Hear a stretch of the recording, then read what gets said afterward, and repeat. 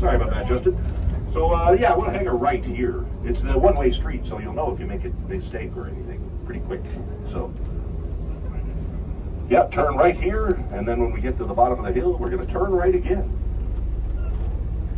One of the first places we're going to pass on our way to the church is our National Archives of Canada building, where we keep all of our document history all the way back to the European explorers. Samuel de Champlain's original maps and charts from the 1600s are kept there under glass in fragments, among many other historic documents that you can access or see online in digital form.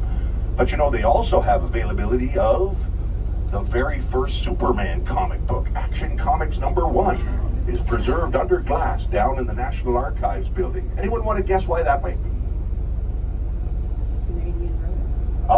What's your name, madam? Judy, you win the gold star. Someone's sticking on her. Yes, because one of the creators of Superman was a Canadian, Mr. Schuster, who was living down in Baltimore with his friend at the time, and they decided to try and make a comic book, and they created a legendary one called Superman. And that Canadian influence, my friend, is why Superman, oh sorry sir, is Superman is the most polite superhero. He'll save your cat from a tree if he has the time. Not that Hulk. Hulk will beat you up with a tree, that's it. Now, one of the unusual aesthetics of the National Archives, as we take a right turn here, I'm trying to drop hints just so it's okay. All right, good. As we take a right turn here, there is a statue on the front steps that was left there anonymously. And you can look this up on your Google if you like. But an anonymous artist, a sculptor, left a statue of a young boy and young girl on a bench helping each other with their homework. And the public loved it so much that they were outraged when somebody tried to remove it, when the city tried to take it away. But you can just see the statue out front there, and that was left there anonymously. And a beautiful sculpture it is. Now we're making our way down Ottawa's main street, Wellington Street. This is one of the oldest streets of the Upper Town, and we're going past the Supreme Court of Canada building, just coming up on the left. That is the last stop. The buck stops here, always with 9 Chief Justices of the Supreme Court, 3 of whom always come from Quebec. And that's, of course, because we are always balancing a dual culture in this country. And in Quebec, there are certain parts of the civil code that are still Napoleonic. And so they have to weigh against our English common law against Napoleonic civil code. And it's just part of the juggling act that our legal system always does in this country. Now, you'll see many of these buildings are wonderful heritage structures of varying architectural styles. On the left, coming up as well, here's the Justice Department on the right, of course, and that has a wonderful building. But on the left is the Confederation Building. And on the outside, you know, it just looks like a castle, and on the inside, it's as modern as your 21st century computers and Wi-Fi and everything. It's amazing. What are you laughing about? How long are you in town for? Till Monday. Wow, you're really making an epic out of it. I hope you're doing all the galleries and museums. All right. And a cruise, on the river or the canal? Oh yes, then you're going on one of the big boats. That'll be nice. It's 2 hours upstream, 2 hours downstream. Some of those cruises at nighttime, they just turn into floating nightclubs. Oh, okay. Well, no dancing for you then. Oh, all right. Well, you're at work anyway, technically. So now we're getting close to Parliament Hill, my friends. I was just telling Justin we might hit some traffic, and I apologize for that because the city is very dedicated to bicycles. So on Saturdays and Sundays, many streets get closed just so they can do the bicycles. And you couple that with the fact that it's Tulip Fest, so everybody's out to get their tulips, that it gets to be a bit of a heart condition around the traffic. But we now approach the West Block of Parliament. The building on our left over there is the West Block of the Parliament buildings. And it's actually acting as our House of Commons at the moment while they do construction on the Centre Block of Parliament. Parliament itself, of course, constructed over the years 1859 to 1863, quarried from Nepean limestone just outside the city. And it has always been our center of government. but it is also very old, and that's why it's horribly under construction at the moment, because something you might not know, Ottawa has earthquakes. We're actually on 4 different earthquake fault lines. They're not huge, it's not like San Andreas or anything, but they do shake things up a little bit every few years, and that makes all the government employees rush onto the street and go, oh, we need to take the day off. So, which they do. I saw it happen in person in real time. Whoa, hey, oh, we really better get out of here. Listen, just go to work, would you? All right. So, right now, the main part of the Parliament buildings, as you'll see, there are cranes all over the place reconstructing and trying to get it safe again. And alas, it will be years before we're allowed in again to go up to the Peace Tower and have a look out the lookout, or at the Memorial Book, or any of a number of things. But we are assured apparently that we will have access again eventually.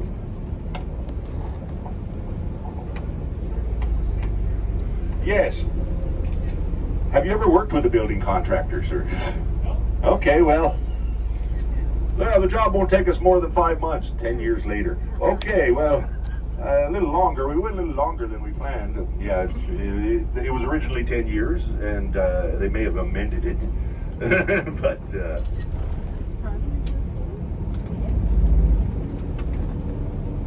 and here we go. Keep your eyes out the left. Ideally, on our way back, we might stop and have a little walk up there.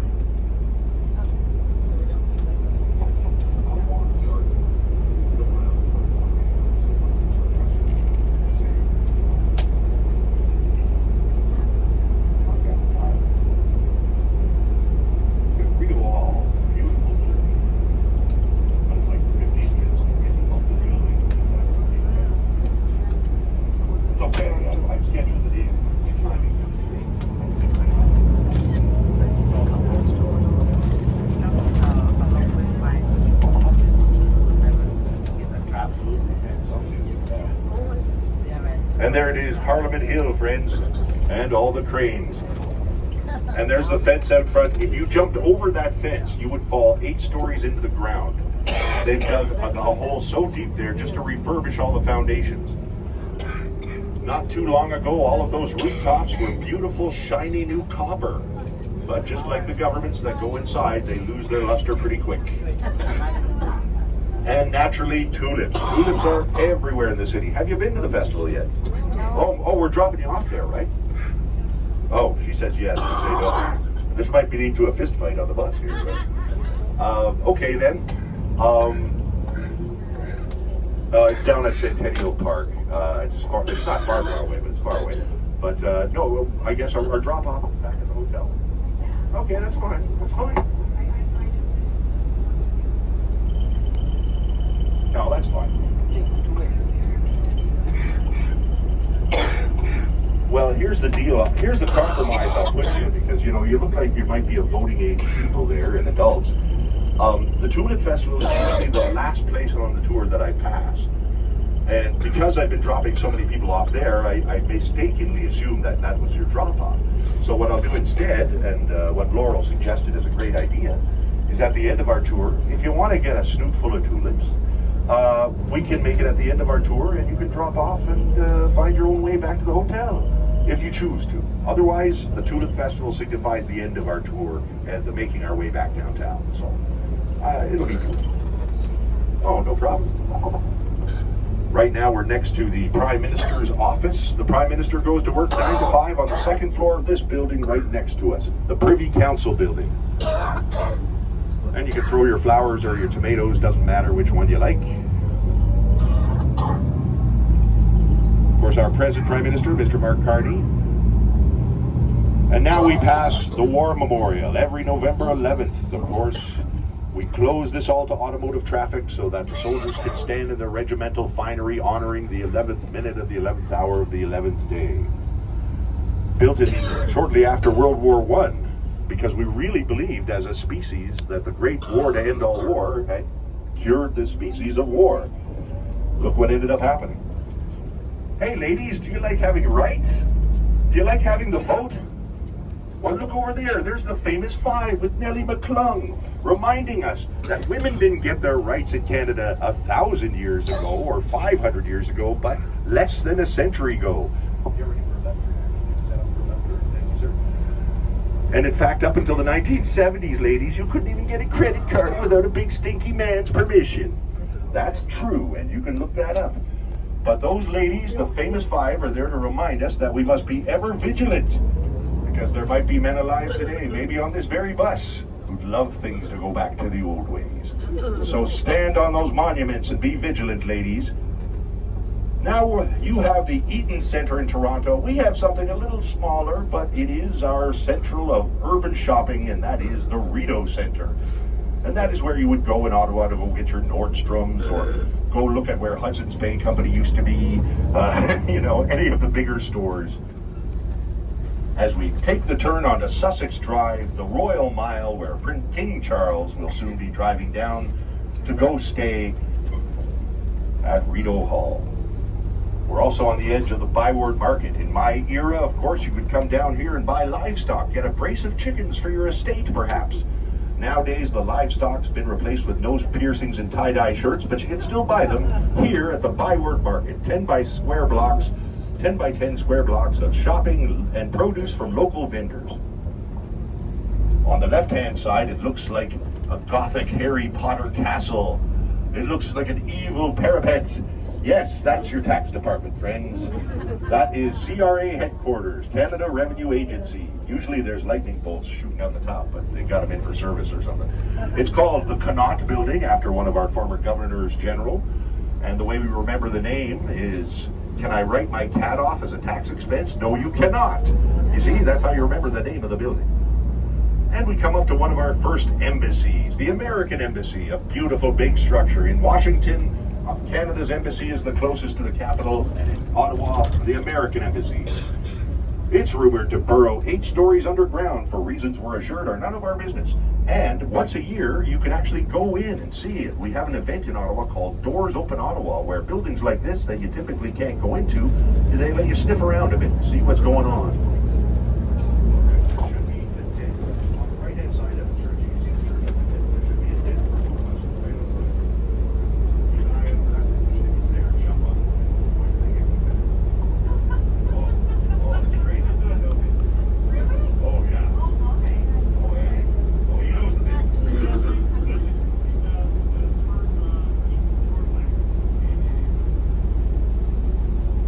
All of these lovely little shops on your right-hand side used to be pubs for lumbermen. And you would go in and they'd be drinking, and there'd be a bear chained up outside, and if the lumbermen were in the mood to do so, they'd have a contest to see who could jump high enough to kick the ceiling. And if you could jump high enough to kick the ceiling to leave a boot print, they'd make you sign it, because you were a man of respect. Now, of course, it's all wedding shops and shishi-la-la. That's nice too. That's nice too. On the left, it's the Peacekeepers Memorial, remembering the Blue Berets of the United Nations Peacekeeping Force, which Canada helped create. Our own Prime Minister Lester Pearson had a hand in that. There it is, wide open.